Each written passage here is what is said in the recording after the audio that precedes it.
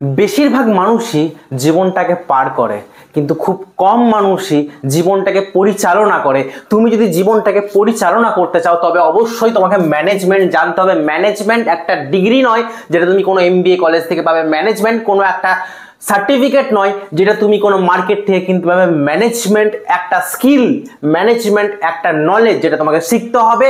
তবে এই চ্যাপ্টারটা তোমরা বিরাট লাকি মনে করবে, কারণ এই চ্যাপ্টারটা থেকে তোমরা ম্যানেজমেন্ট কি সেটা সম্পর্কে পুরোনো ধারণা পাবে, বাংলায় এবং ইংলিশে পুরোটা ব্যাপারটা নিয়ে।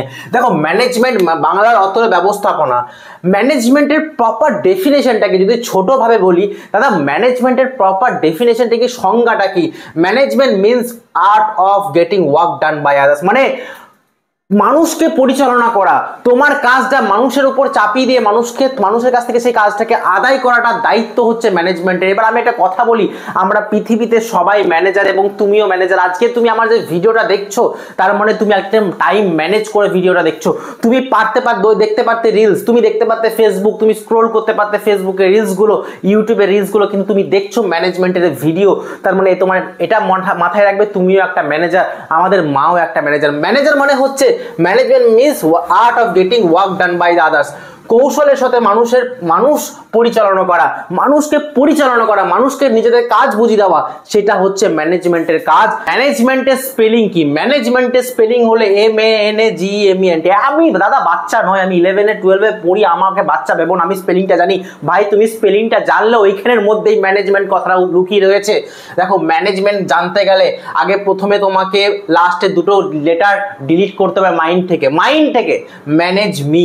তুমি যদি ম্যানেজ অন্য কাউকে করতে চাও তাহলে প্রথম কাজ যেটা আছে সেটা ম্যানেজ তোমাকে নিজেকে করতে হবে। ম্যানেজমেন্ট মানে হচ্ছে নিজেকে আগে ম্যানেজ করা, তারপরে তুমি লোককে ম্যানেজ করবে। তাহলে ম্যানেজ মি, তারপরে তুমি লোককে ম্যানেজ করবে, ম্যানেজমেন্ট, রাইট? আর লাস্টে একটা ওয়ার্ড আছে টি, ম্যানেজমেন্ট টি, লাস্টে টি আছে। এই টিকটা মানে যে ট্যাক্টফুলি। দেখো, মানুষকে পরিচালনা করা সব থেকে পৃথিবীর কঠিন কাজ বলে আমি মনে করি। যে মানুষের সঙ্গে কথা বলতে পারে, যে মানুষকে পরিচালনা করতে পারে, সে পৃথিবীর সব থেকে ধনী ব্যক্তিদের মধ্যে একজন হতে পারে, কারণ তাদের মধ্যে সেই ক্ষমতাটা থাকে। ম্যানেজমেন্ট মানে হচ্ছে মানুষকে কৌশলের সাথে পরিচালনা করা, এইটা হচ্ছে ম্যানেজমেন্টের প্রপার কাজ। ম্যানেজমেন্ট একটা প্রসেস, মনে রাখবে, ম্যানেজমেন্ট একটা প্রসেস। ম্যানেজমেন্ট একটা প্রসেস, যেই প্রসেসের কোনো শেষ নেই, কোনো এন্ড নেই, ঠিক আছে? Management is A discipline. দেখো, যে কোনো কাজে তোমার যদি ডিসিপ্লিন না থাকে বেটা, তুমি কোনোদিনই সাকসেসফুল হতে পারবে না। তুমি ডিসিপ্লিন ছাড়া না তুমি নিজে জিম করতে পারবে, না তুমি অ্যাথলিট হতে পারবে, না তুমি সিঙ্গার হতে পারবে, না তুমি ইউটিউবার হতে পারবে, না তুমি কন্টেন্ট ক্রিয়েটার হতে পারবে। তোমাকে প্রত্যেকটা কাজে ম্যানেজমেন্ট থাকতে হবে। ডিসিপ্লিন, ম্যানেজমেন্টকে আমরা বলতে পারি একটা প্রক্রিয়া, ম্যানেজমেন্টকে বলতে পারি আমরা একটা ডিসিপ্লিন, ম্যানেজমেন্টকে বলতে পারি একটা সিস্টেমেটিক ওয়ে। আরও ম্যানেজমেন্টকে যা অনেক কিছু বলা যায়, যেগুলো আমি ডেসক্রাইব করবো প্রত্যেকটা জিনিস। তার আগে বলে দিই একটা ছোট্ট জিনিস। Management is a process consisting of planning, organising, staffing, directing and controlling. এইটা হবে ডিরেক্টিং, ঠিক আছে? এটা ডিরেক্টিং অ্যান্ড কন্ট্রোলিং। যদি আমি বাংলায় বলি তাহলে কি হবে? ব্যবস্থাপনা একটা প্রক্রিয়া যার মূল কাজ হলো পরিকল্পনা করা, কর্মী পদ পূরণ করা এবং নির্দেশন দেওয়া ও নিয়ন্ত্রণ করা। এইগুলো তার মূল কাজ, যেগুলোকে করতে হবে। এবং আর লাস্ট আমি বলতে ভুলে গেছি, অর্গানাইজিংকে বলা হয় সংগঠন করা, সংগঠন। তো ম্যানেজমেন্টের এই কটা কাজ তোমাকে ভালো করে মাথায় রাখতে হবে, কারণ এই কটা কাজ নেই গোটা ম্যানেজমেন্ট। যে কোনো কলেজ বলো, যে কোনো ইউনিভার্সিটিস বলো, যে কোনো অফিস বলো, যে কোনো বড় জায়গা, জিও, রিলায়েন্স, টাটা, আম্বানি, বাটা, সব কিছু চলছে এই প্ল্যানিং, অর্গানাইজিং, স্টাফিং, ডিরেক্টিং, কন্ট্রোলিংয়ের উপরে। সব কিছু বড় বড় ইউনিভার্সিটিস, বড় বড় ফিজিক্সওয়ালা, বড় বড় ইউটিউবাররা এই কাজগুলো করে আসছে। ইভেন আমি একটা কাজের জন্য আগে প্ল্যানিং করেছি, আমি এটা ভিডিওটা বানাবো, আমি তার আগে প্ল্যানিং করে নিয়েছি মাথায়, অর্গানাইজিং করে নিয়েছি কোনটা কোন পার্টটা বোঝাবো, সংগঠন করে নিয়েছি ছোট করে কোনটা ভালো করে বোঝাবো। 3 নম্বর হচ্ছে স্টাফিং। এখানে আমার স্টাফিংটা নেই, আমি বলে দিয়েছি আমার এডিটরকে, যে আমার এডিট করে তাকে বলে দিয়েছি ভাই এডিটটা তুই এরকম ভাবে করবি যাতে স্টুডেন্টরা বুঝতে পারে। তাহলে স্টাফিং মানে আমি সেই এডিটরকে স্টাফিং করলাম, কাজটা দায়িত্ব দিলাম। ডিরেক্টিং, তাকে ডিরেক্টিং মানে তাকে কিরকম করলাম, তাকে আমি নির্দেশ দান দিলাম, মানে তোমাকে আমি নির্দেশ দিলাম যে ভাই কাজটা কিন্তু এরকম করবি, দেখ এই ক্লিপটা না আমি একটু বাজে বকে দিয়েছি, এই ক্লিপটা এডিট করে তুই হাঁটিয়ে দিবি, তোরা নির্দেশ দেওয়া। অ্যান্ড কন্ট্রোলিং, লাস্ট কন্ট্রোল করা। দেখো তুমি যাকে কাজ দিচ্ছ সে যেন তোমার মাথায় চেপে না বসে, মাথায় চাপলে গন্ডগোলটা হয় সব কিছু জায়গাতে। দেখবে কোনো জায়গায় বড় কোম্পানিতে যখন এমপ্লয় মাথার উপরে চেপে যায় ম্যানেজারের, তার মানে সে আর কাজ করছে না, সে বসে বসে এবার আড্ডা মারবে, চা খাবে, গল্প করবে। তাই এই কটা জিনিস ম্যানেজমেন্টের খুব বেশি ইম্পর্টেন্ট দাদা। এই কটা জিনিস তোমরা কিন্তু নোটস করে নাও, প্রপার লিখে নাও। দেখো আমি যদি বৈশিষ্ট্য বলি, বৈশিষ্ট্য মানে ক্যারেক্টারিস্টিক্স অফ ম্যানেজমেন্ট, তাহলে প্রথম যেটা আছে সেটা হচ্ছে গোল ওরিয়েন্টেড। দাদা গোল ওরিয়েন্টেড মানে কি, যেখানে লক্ষ্যমুখী প্রক্রিয়া থাকবে, যেখানে লক্ষ্য থাকবে একটা। দেখো প্রত্যেকটা কাজে যদি লক্ষ্য না থাকে না, তাহলে কোনো কাজটাই সম্পূর্ণ বলে আমি মনে করি না। একটা এমলেস লাইফ কোনোদিনই কোনো কিছু অ্যাচিভ করতে পারে না। সেজন্য ম্যানেজমেন্টের একটা গোল ওরিয়েন্টেড বা রেজাল্ট ওরিয়েন্টেড ব্যাপার থাকে। Management concern with the establishment and accomplishment of some goal. ওদের একটা নির্ধারিত গোল থাকে, যেটা ওপরের যে ম্যানেজমেন্ট, ওপরের যে এইচওডি, ওপরের যে সিইও, সে বলে দেয় যে তোমাকে ভাই এই টার্গেটটা দিলাম, তোমাকে অ্যাচিভ করতেই হবে। তাতে তুমি অফিসে বসে থাকো, তাতে তুমি ঘর না যাও, আমার কিছু যায় আসে না। তো গোল ওরিয়েন্টেড হতে হবে। Coordination of different elements. দাদা এখানে একটা জিনিস খুব ভালো করে মনে রাখবে, যে কোনো জিনিসকে ম্যানেজ করার জন্য 5টা এম এর খুব প্রয়োজন। তুমি যদি ভালো ম্যানেজার হতে চাও, নিজের জীবনের বলো, নিজের প্রফেশনাল লাইফে বলো, তোমাকে 5টা এম কে ম্যানেজ করতে জানতে হবে। একটা হচ্ছে মেন মানুষকে আমি বলেছিলাম যে মানুষকে ম্যানেজ করা সব থেকে কঠিন কাজ। 2 নম্বর মানি। অনেকে অর্থ উপার্জন করে কিন্তু অর্থ কিভাবে ম্যানেজ করতে হয় তারা জানে না। ম্যাটেরিয়াল মানে জিনিসপত্র, তারা ওয়েস্টেজ বেশি করে কিনে নেয় কিন্তু ওয়েস্ট ফেলে রেখে দেয়, পচে যায় জিনিসপত্রগুলো। মেথড, কিভাবে আমি টাকাটা উপার্জন করছি। আর লাস্ট সেটা হচ্ছে মার্কেটকেও তোমাকে ধরে রাখতে হবে, মার্কেটের সঙ্গে তোমাকে চলতে হবে। Mixture of art and science, এটা একটা আলাদা রকম পার্ট থাকবে, তাও চরিত্রের মধ্যে বা বৈশিষ্ট্যের মধ্যে থাকবে। Both art and science R badly required to accomplish task. কেন দাদা কলা এবং বিজ্ঞান সংমিশ্রণের কেন প্রয়োজন পড়বে? দেখো আর্ট কেন, আমার কথা বলা মানে আমার কথা বলার যে ধারণা, আমার কথা বলার যে তারিকা, সেটা কিন্তু অন্য টিচারদের সঙ্গে আলাদা হবে। তুমি আমাকে আলাদা পাবে, আবার অন্য টিচারকে আলাদা পাবে। তার মধ্যে একটা নিজস্ব আর্ট আছে, নিজস্ব ক্রিয়েটিভিটি আছে, তাই না? নিজস্ব একটা টেকনিক আছে, তো ওটাকে বলবো আর্ট। আর সায়েন্স কি বলবো? দেখো প্রত্যেকটা টিচার যেমনভাবেই পড়াক না কেন, আমি একটু হেলে দিলে পড়াই, তার মানে এটাই যে আমি কিন্তু আলাদা পড়াচ্ছি না। সেই স্যার তুমি যার কাছে পড়ো সেই স্যারও একই পড়াচ্ছে, আমিও তোমাকে একই পড়াচ্ছি। ওটা কিন্তু science better, science never change. But art পড়ানোর তারিকাটা চেঞ্জ হতে পারে, পড়ানোর পদ্ধতিটা চেঞ্জ হতে পারে, পড়ানোর মেথডটা চেঞ্জ হতে পারে। এটা হচ্ছে mixture of art and science. Dynamic, বেটা দেখো একটা জিনিস, পরিবর্তন সংসারের নিয়ম। যে পরিবর্তন মানতে পারবে না তার জন্য এই সংসার, তার জন্য এই পৃথিবী একদমই নয়। কারণ মনে রাখবে, যে পরিবর্তনের সঙ্গে নিজেকে পরিবর্তন না করে তাকে লোকে ব্যাকডেটেড মনে করে, তাকে লোকে ছুঁড়ে ফেলে দেয়। তাই নিজেকে পরিবর্তন করতে হবে এবং ম্যানেজমেন্টের ম্যানেজারকেও নিজেকে পরিবর্তন রাখতে হবে। সবসময় একটা নলেজ ওরিয়েন্টেড ব্যাপার রাখতে হবে, যে আমাকে নতুন কিছু শিখতে হবে, নতুন কিছু জানতে হবে, নতুন কিছু বুঝতে হবে। According to the environment or generation, management need to cope up with the environment. ম্যানেজমেন্টের দরকার আমাদের যে পরিবর্তনশীল দুনিয়া হচ্ছে। যে টিচার আগে কি করতো, অফলাইনে ব্যাচ করাতো, এখন কি করে অনলাইনে ইউটিউবে ব্যাচ করে। অনেকে করতে পারে না, অনেকে মোবাইল ইউজ করতে পারে না। দেখবে আস্তে আস্তে তারা না করুক, তারা ভালো টিচার, তারা ইনকাম করুক, বাট অনলাইন মার্কেটটা ধরে নিচ্ছে এখন। তাহলে অনলাইনে আমাকে আসতে হবে, তাহলে we need to cope up with the environment, with the generation. দেখো ডিসিশন মেকিং প্রসেস, আমাকে ডিসিশন লাইফে নিতে হবে। তোমরা নিজেদের লাইফের ম্যানেজার, তোমরা এইচএসের পর ডিসাইড করবে যে দাদা আমি নিজের প্যাশনকে ফলো করবো। কেউ ক্রিকেটার হতে পারে, আমি ক্রিকেটে খেলতে চাই স্যার, আমি ক্রিকেট খেলতে চাই, আমি এইচএস দিয়ে ক্রিকেট খেলো, নিজের প্যাশনকে ফলো করো। বাট ডিসিশনটা নাও, না স্যার আমি বিকমও করবো আবার ক্রিকেটও খেলবো, না স্যার আমি ক্রিকেট খেলবো সঙ্গে বিকম করবো, তারপরে একটু সিএ করবো, তারপরে একটু সিএমএ করবো, তারপরে এমবিএ করবো, এমবিএ না হলে আমি পলিটেকনিক করবো। দ্যাট ইজ হলো ডিসিশন হচ্ছেই না। ডিসিশন হবে একটা, করবো তো এটাই করবো, এটাই হবে, হলে হবে না হলে নয়। এটাকে আমি শেষ মুহূর্তে অবধি চেষ্টা করে যাবো, আমার শেষ রক্তবিন্দু অবধি চেষ্টা করে দেবো। ডিসিশন কোথা থেকে হয় দাদা? ডিসিশন হয় 3E থেকে। তোমার এডুকেশন, তুমি এডুকেশন মানে তোমাকে বই বেস নলেজ নয়, তোমাকে ওই ব্যাপারে নলেজ রাখতে হবে। এক্সপিরিয়েন্স, তোমার এক্সপিরিয়েন্স কেমন আছে এবং তোমার পরিবেশ কেমন আছে। তো এই তিনটের ভিত্তিতে তুমি জীবনের যে কোনো ডিসিশন নিতে পারবে, তুমি সেই জীবনের যে কোনো অ্যাচিভ করতে পারবে সাকসেসটাকে। ম্যানেজমেন্টকে বলতে পারি ভাই সায়েন্স, ওরে বাবারে আর্ট, ওরে বাবারে আর একটা বলতে পারি প্রফেশন মানে সেবা, আর্ট মানে কলা, সায়েন্স মানে বিজ্ঞান। আরে বাবারে আমরা তো কমার্স পড়ছি স্যার, বিজ্ঞান কোথা থেকে এলো ভালো করে বুঝবে। প্রথম যেটা সিস্টেমেটিক বডি অফ নলেজ, এটা মানে কি দাদা?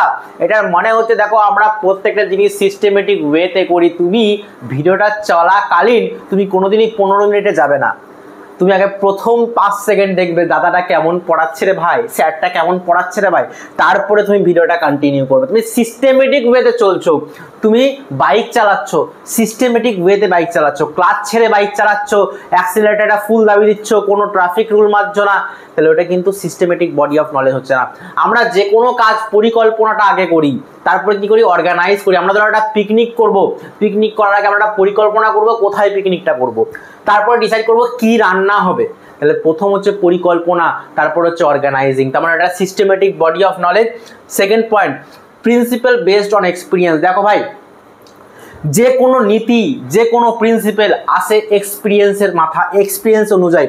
এই যে নিউটনস ল যেটা এসছে সেটা কি এমনি এমনি এসছে নাকি? তুমি কি ভাবছো? ওর পেছনে অনেক এক্সপিরিয়েন্স আছে, সেজন্য এসছে। ধরো তুমি সাইকেল চালাতে পারো না, তুমি বাইক চালাতেও পারবে না, এইটুকু ড্যাম শিওর। তুমি সাইকেল চালাতে যদি না পারো তুমি বাইক চালাতেও পারবে না।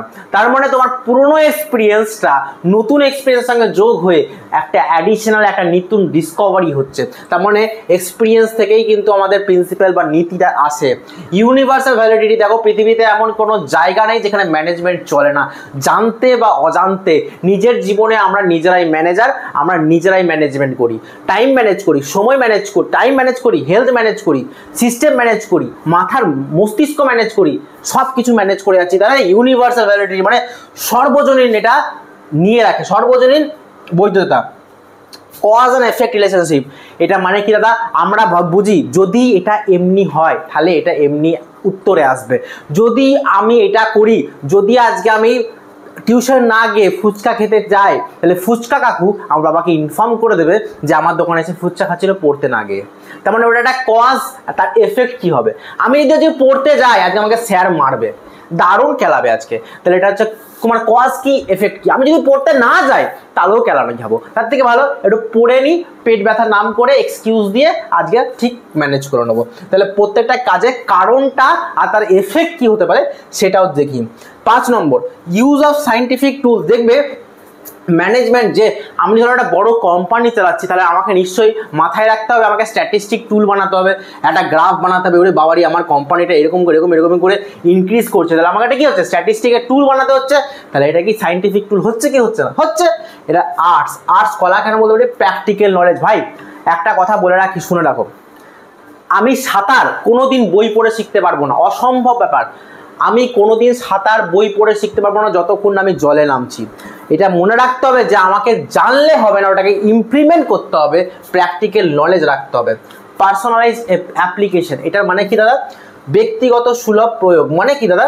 দেখো আমার পড়ানোর পদ্ধতি আলাদা, অন্য কারোর মাস্টারের পদ্ধতি আলাদা, আবার অন্য কোনো ম্যাডামের পদ্ধতি আলাদা, কিন্তু ভাই সাহাব পড়াচ্ছি আমরা একই, কিন্তু পদ্ধতিটা আলাদা। এটা একটা আর্ট হচ্ছে কিনা ভাই?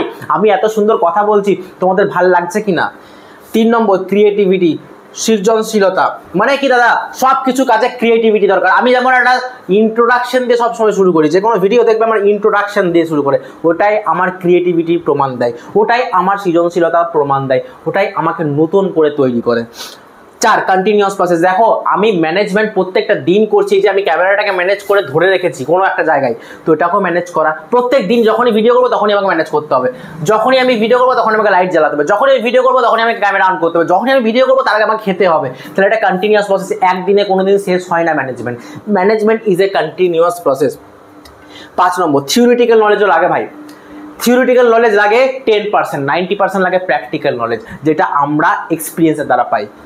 প্রফেশন, দাদা এটা কি? সেবা।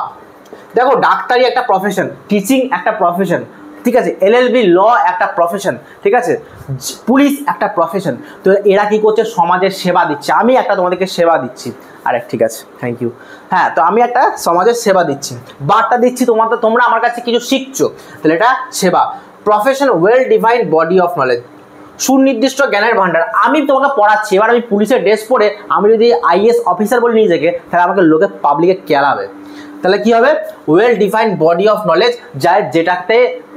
যেই প্রফেশন আছে সেই প্রফেশনের ব্যাপারে নলেজ ভাস্ট রাখবে। আমি টিচিং প্রফেশন, আমাকে বলো যে বেস্ট ইউটিউবে পড়ায় বাংলা থেকে ভালো টপ ইউটিউবে এডুকেশনাল চ্যানেল কি, আমি বলবো সম্রাট এক্সক্লুসিভ। হ্যাঁ, তো আমি এই ব্যাপারে নলেজ রেখেছি ভাই। সীমাবদ্ধ প্রবেশ, রেস্ট্রিক্টেড এন্ট্রি, মানে সবাই এখানে পায় না ভাই, যে পাস করে সেই করতে পারবে। আমি পুলিশ অফিসার, আমি যদি পুলিশের ড্রেস পরে আমি পুলিশ অফিসার হতে পারবো না। আমাকে টিচিং করতে গেলে আমাকে B.Ed এর কোর্স করতে হবে। আমাকে প্রফেসর হতে গেলে, আমাকে অ্যাসিস্ট্যান্ট প্রফেসর হতে গেলে নেট সেট ক্লিয়ার করতে হবে। আমাকে ল দিতে গেলে ক্ল্যাট বলে একটা পরীক্ষা হয়, সেটা ক্লিয়ার করতে হবে। তো বিভিন্ন ভাই প্রফেশনের একটা এন্ট্রি আছে, যেই এন্ট্রির দ্বারা তুমি টিচিং হবে, তুমি টিচার হবে, তুমি পুলিশ হবে, তুমি নেভি হবে, তুমি ডাক্তার হবে, তুমি ম্যানেজার হবে, যা কিছু আছে। এথিক্যাল কোড অফ কন্ডাক্ট, আমি কি বললাম, সবারই একটা নির্দিষ্ট নির্দিষ্ট ড্রেস আছে, নির্দিষ্ট কথা বলার ধ্যান ধারণা আছে। আমি যদি একটা পুলিশ অফিসার হয়, তাহলে আমি এখন পুলিশের ড্রেস পরে আসবো। আমি যদি আজকে ডাক্তার হয়, তাহলে হোয়াইট কোটটা পরে আসবো। আমি যদি নার্স হয়, তাহলে নার্সের ড্রেস পরে আসবো। তো যার যেটা প্রফেশন, তার সেরকম ethical code of conduct. Ethical code of conduct মানে তার ড্রেস, পোশাক, আচার আচরণ ঠিক ওরকমই হবে। একটা পুলিশ, একটা ছেলে পুলিশ যদি সবসময় ভয়ে থাকে, মানে এই আমাকে মেরে দেবে না তো, এই আমাকে কেটে দেবে না তো, এরকম থাকে, তাহলে কিন্তু সে পুলিশ অফিসারের যোগ্য নয়। তাহলে পুলিশ অফিসারের যোগ্য সে যে সিংহাম মেন্টালিটি থাকবে। সার্ভিস মোটিভ, সার্ভিস মানে সেবার মনোভাব। আরে চাকরি করছি ভালো লাগছে না, টিচিং দেখবে অনেক টিচার আছে, আমি বলবো না, মানে আছে কিছু 10% টিচার আছে, এসে পরে ক্লাসে ঘুমায়। আরে বাবা রে, তোরা পড়ছিস, পড়ে নে, আমি দেখছি, আমি কিন্তু লাস্টে ধরবো তোদেরকে, তোরা পড়ে নে, আমি দেখছি। That's means they are not service motive. যে ক্লাসে পড়াবে সে সার্ভিস করতে এসে, সে মনোভাবটা নিয়ে এসে যে আমি আজকে ছাত্রদের কিছু শেখাবো, কিছু জানাবো, কিছু দেখাবো, কিছু প্রমাণ করব, ঠিক আছে। তাহলে সার্ভিস মোটিভটা হওয়ার খুব প্রয়োজন।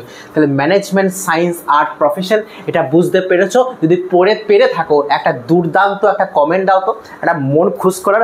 হ্যান্ডসাম ম্যানেজমেন্টকে আমি কি করলাম, একটা ট্রায়াঙ্গেলে করলাম, ম্যানেজমেন্টকে ট্রায়াঙ্গেলে করলাম, কারণ আছে দেখো, আমি পরপর সিকোয়েন্স ওয়াইজ একটা জিনিস বোঝাবো। দেখো, টপ লেভেল ম্যানেজমেন্ট এটা কি, যে মালিক মানে একটা কোম্পানির নির্ধারিত জায়গায় পৌঁছে গেছে, সিইও মানে হচ্ছে চিফ এক্সিকিউটিভ অফিসার, সিইও মানে হচ্ছে চিফ এক্সিকিউটিভ অফিসার, ঠিক আছে। আচ্ছা, BOD মানে হচ্ছে বোর্ড অফ ডিরেক্টরস, ঠিক আছে।